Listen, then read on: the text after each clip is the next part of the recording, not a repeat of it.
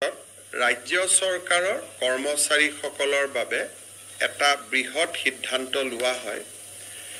আপোনালোকে জানে যে আমাৰ ৰাজ্য চৰকাৰৰ বহুত কৰ্মচাৰী বিভিন্ন সময়ত দুৰ্ঘটনাত পতিত হয়। দুৰ্ঘটনাত পতিত হ'লে তেওঁলোক বিভিন্ন সময়ত নিহত হয় আৰু পাৰ্মানেণ্ট ডিজেবিলিটি হয়। আৰু পাৰ্মানেণ্ট ডিজেবিলিটিৰ লগত কেতিয়াবা পাৰ্চিয়েল ডিজেবিলিটিও হয়। তাৰমানে এটা হ'ল ডেথ, এক্সিডেণ্টেল ডেথ, দুৰ্ঘটনা জড়িত মৃত্যু। দুৰ্ঘটনা বুলি কওঁতে ৰোড এক্সিডেণ্টৰ পৰা, ফায়াৰ আউটব্ৰেকৰ পৰা, বানপানীৰ পৰা গোটেইখিনিক দুৰ্ঘটনা বুলি ধৰা হয়। আৰু তেওঁলোকৰ পাৰ্মানেণ্ট ডিজেবিলিটিও হয়, পাৰ্চিয়েল ডিজেবিলিটিও হয়।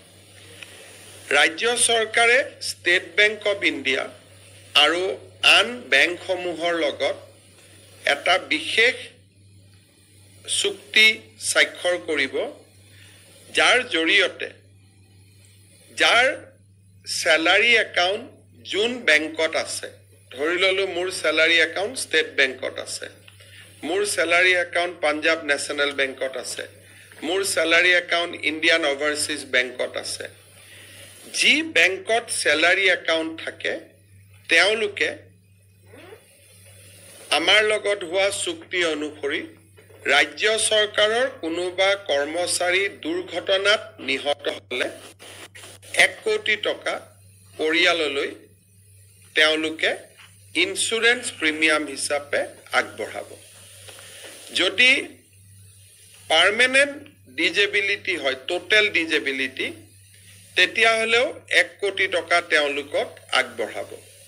আৰু যদি পাৰ্চিয়েল ডিজেবিলিটি হয় তেতিয়াহ'লে 80 লাখ টকা আগবঢ়াব।